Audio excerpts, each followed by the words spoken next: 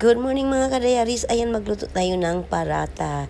Pasalamat ako sa aking pamangkin dahil dinalhan talaga ako ng parata straight from Dubai. Favorite ko kasi to, kaya pag umuwi yan, nagpapabili talaga ako sa kanya or nanghihingi ng pasalubong na parata.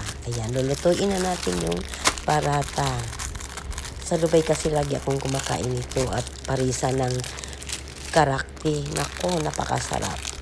At yun, maraming ganito sa Dubai na pang-almusal o kaya pang-merienda. Kasi kaya lang sa bulsa pag bibili ka nito ng parata.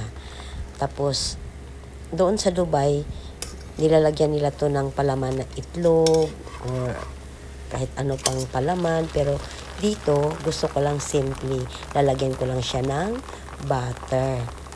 Kasi masarap kasi pag may butter. Tapos, paparisan ko na lang ng coffee. Dahil wala naman tayong karakti dito sa Pilipinas. Doon lang sa Dubai yun. Namimiss ko talaga yung karakti with parata doon sa Dubai. Ayan, kain na tayo guys.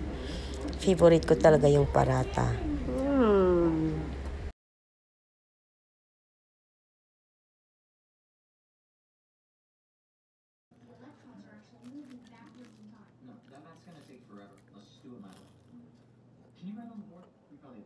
Craving satisfied. Ayan, thank you talaga sa aking pamangkin dahil lagi talaga niya akong dinadalhan ng parata tuwing magbakasyon siya dito sa Pinas.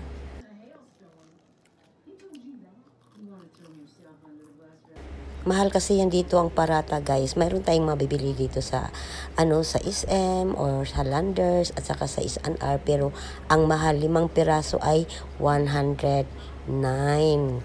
Minsan lang ako bibili ito pag makapasyal sa Landers or S&R. Kasi favorite ko talaga to guys, ang parata. Thank you for watching. Bye!